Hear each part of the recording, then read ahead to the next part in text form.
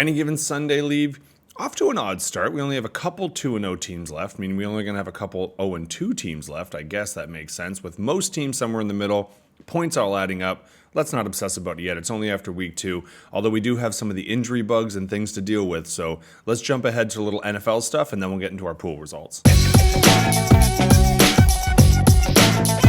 It certainly isn't new to say the NFL and fantasy football is kind of set up under the idea of equilibrium and balance. But we saw a lot of it in week 1 and now week 2. If you won your week 1 matchup, or even if you were in the green, I know I made a huge stink about this, but you probably had a Jet, a Bill, or a Raven, because those are only really the 3 games where people went off. And if you had those teams going into week 2, you probably lost, meaning that you're 1-1, unless it was Cook and Lamar who did just fine. But even Allen in a winning effort for Buffalo, massively underwhelming performance. No, if you wanted to win week 2, it is very likely you had a Cowboy, a Giant, or a Lion who probably cost you week 1 and then definitely won you week 2. Most of the takeoff performances, especially the surprising ones, came from that game. Detroit especially, an onslaught. And if we're looking at the Campbell-Johnson rivalry here, and if you don't think it was a rivalry, Detroit was up by a few touchdowns and they still went for it on 4th down. That's a bit of a statement. So bear that in mind if and when they ever play each other again. Although, let's be honest, it's not going to be this year. I don't think both of those teams are going to make the playoffs. At least put it that way to be nice. The other kind of standing issue, aside from balance, is certainly the imbalance of the injuries. Now, again, I could not be knocking on wood hard enough, as in several leagues I have McCaffrey, but running back so far has not been the position where people go down. Yes, a couple wide receivers and certainly a noticeable tight end, but obviously quarterbacks is definitely the story. Now we've got Burrow, Purdy, JJ, Daniels, Fields, all either questionable or definitely out for week 2. Burrow for a longer time than that. And a little bit of a pet peeve of mine is sometimes when we give an injury a name, it's like hamstring strain. Technically, it's not really a strain. You've actually tore one of the 3 hamstring muscles, but it makes it sound a little softer. But no softer injury than turf toe that sounds like pinky nail replacement. But it's actually insanely painful. It is a full joint sprain, and it's really hard to plant anything on your foot, which is why if you're wondering why Burrow, they're saying, might be out for longer periods of time, it is not anything that is a mild ding. If you're looking at week 2 as well, just kind of reflecting on who's green and who's red, like I said, the best game of the week by far, surprisingly, was Dallas and the Giants.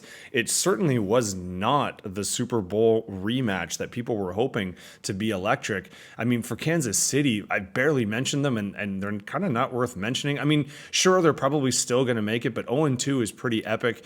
Mahomes is fine, but I mean, one of his only receivers, and I whenever you're going to insult Travis Kelce, I get there's going to be a handful of Taylor Swift people. I am not saying it is connected to the fact that he got engaged, but since he's been engaged, he's coughed up at least one big play a game, essentially costing them both games. He dropped a pretty key one in week 1, and he didn't just drop, but kind of coughed it up to Philadelphia in week 2, which if you think one touchdown or one possession wasn't a huge deal, Philly if you haven't watched them, they're not kind of worth watching yet. They're like sitting with the new offensive coordinator in these massive jet engines and just taxiing around the airline. Hurts has not even thrown for a touchdown yet this year. And I know that's only 2 games, but go ahead and look at every other quarterback that has thrown for at least one. That's an offense that just hasn't gone off the ground, to carry on with my B-plus metaphor. Either way, heading into week 3, it's going to be tough to figure out exactly where we're going with or what's the plan. I do think if you've been watching a lot of the games, one of the other just kind of stories that you might be curious about, field goal kickers, why are they scoring so much more points? Well, the kickoff rules is a little bit messed up to essentially, if you are in Dallas, if you get a touchback and a first down, Aubrey actually has a shot. Dan Aubrey is to kicking what Happy Gilmore should have been to golf if it was real. He's just got this huge leg that suddenly has changed the game. Is that going to change our watching experience? Probably not. And do I have any idea what's coming up with week 3? Nah. Remember I said in an intro before, after 2 weeks last year, we thought the Saints were going to have a dynamite offense. So right now, courses can still change. We can't base too much on it. Now, we are probably looking at our rosters and trying to think, is this something that's going to be for the rest of the year, or are they going to snap out of it? Only time will tell, and clearly I have no clue. So let's just jump ahead and look at the scores from week 2. Will, you are our top scorer of the week and our overall number one, being 2-0 and the highest scoring of the 2-0s. Now, how you did it was a little bit of a little knife to Kevin there, who, if you can't tell by his name and the fact that he has two Lions, he's actually a legit Lions fan in real life, not just in fantasy. But Keen, you had Gibbs, who did all right. You would hope with 52 points, maybe he did a bit better, but oh, Laporta, that's no bueno. And yet, flip of the coin here, Will, you kind of stuck it to him by having St. Brown be our wide receiver 2 and obviously go off for a huge day. Aside from that, you did have our defense 1. It's actually our defense 2, but Atlanta, no one had. So the defensive 1 of people that we started. And then just kind of some generally okay performances that made up for the fact that Breece Hall came back down to earth and Henry caught a ball. Wah wah. But more than enough to do it, because Kevin did have some more underperforming, more specifically Justin Fields. You got to not be super pumped about that. Now, if we take a look, who knew it, but Daniel Jones just might end up being your savior. So you got someone to plug and play for next week. Most of the decisions here from both of you were fine, although, Will, you did have a few points on the bench, so you're probably hoping to make some changes going to week 2. Bold call with the Brock Bowers. Maybe you thought he wasn't feeling so well. We'll see how he bounces back and how you do. But either way, you're 2-0, buddy. Off to a great start. Kevin, hey, 1-1 could be a lot worse, buddy.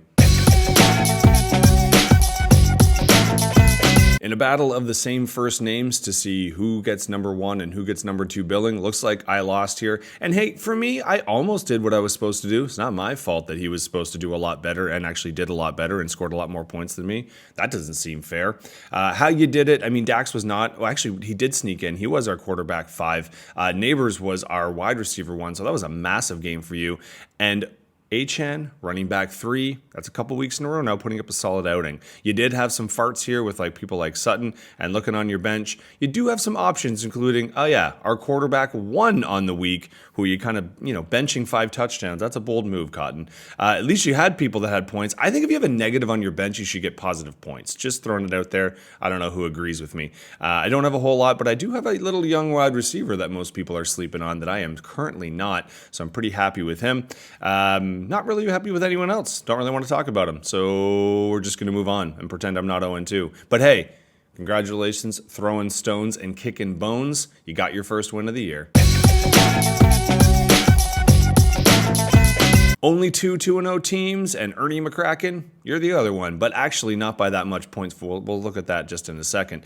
How you did so, once again, Lamar is your guy. He was the quarterback 4 this week, but that's great. Taylor was our running back 1, so you got to be pretty happy with that. However, I do have to say, probably not happy with a whole lot of the outside. I mean, think about it, though. If Henry goes down and has the game that he has, and you still get the W, you can't be too pissed about the whole thing. But definitely, I think you expected your points to be a little more evenly distributed. Hey, but you got the win, so who cares? You do have some points on the bench and some options moving forward, as opposed to the other flip of the coin here. Jim, you're dealing with that aforementioned injuries. Now, you do have Drake May, who was great. He was a quarterback 3 on the week. And then some people who did okay, but no one else who rang the bell and finished top 5. Who your quarterback is on your bench? Well, looks like, folks, we're going to get our Penix jokes after all. Pretty pumped about that. Sorry to hear about Burrow, though. Turf toe's a hell of a thing. What can you say? Pretty crazy here that we have a win and a loss, and yet they finished 3-4. That's because we had some high scoring in previous weeks. Paul, you are the top of the 1-1 teams. Joe just right behind him because you had a great week 1. Taking a quick look at how it went down, Paul. Again, Mahomes is just fishing just outside the 5 like he was last week, so he's actually doing pretty all right for you. Not as all right as Javonte Williams looking right now. He's the early candidate for Steal of the Year. He was the running back 4. I say early because, let's be honest, we don't know how it's going to break down. And then just some general points along the way. You did leave the running back 2 on the bench. Ouch. And Roma Duze, that is the wide receiver 4 on the bench. So your bench is probably the highest scoring bench in the league right now. On the flip of the coin, you do have some options here and certainly some people that you want to think about. No one that cracked the top 5 this particular week, Joe, which is an anomaly for you considering last week, but definitely a lot of people scoring a lot of points. TJ Hawkinson had to be one of the big, I mean, Minnesota in general had to be one of the bigger disappointments. You were kind of hoping for a big day to save you there. Denver's D also not well it's hyped out to beat. So we'll see how that works out moving forward. And you are someone else who I know is on injury watch, although let's see here how that pans out. So can't be too mad though. You're both 1-1 and you're both top 4 in the league. So hey, I'd take it. On the spectrums of the 1-1s, you've had some low scores here, Ben, but hey, you still got the win here. A win is a win is a win. So you didn't win by much, and nor did you score a whole lot, but hey, you got in there. And actually, I know I point out top fives. Didn't have to do a whole lot of top 5 research on this one because we only have the one. Jake, congratulations on your tight end being tight end 1. And that's about all we really have to celebrate in this particular case. Except for the fact that, Jake, I'm only ahead of one person in the league right now, and it's you, and you know that's not going to last for too long. So I just jinxed myself and pretty much gave you a win in week 3. So you're welcome. Ben, very rarely in this league are you going to score just over 90 and get the W, so I would take it. Regroup. You got some people who've underperformed who you know are going to go off, and best of luck going ahead in week 3. One last little peek of week 2. Sometimes I do like to duck down and take a look. So I said this was close, and it is only a couple points separating, but let's not fixate on that too much. That's only week 2 stuff. Heading into week 3, oh, great. I have the undefeated person. Awesome. But let's be honest, a lot can happen. Let's not dwell on these Yahoo projections. Although it'd be nice to project it for a little bit more. We'll see how it shakes out. I know already there's been a huge amount of pickups, drops, ads, and, you know, we're going to see some trades. There we have it, crew. Heading into week 3, I think everyone's on a slightly different trajectory. No one's obviously really out by any stretch of the imaginations. It's 2 weeks in fantasy football, but with some injuries, I'm curious. Are there some trade proposals going around? Are people playing around with the draft picks? I guess we'll have to wait and see. But in the meantime, best of luck for week 3, everyone.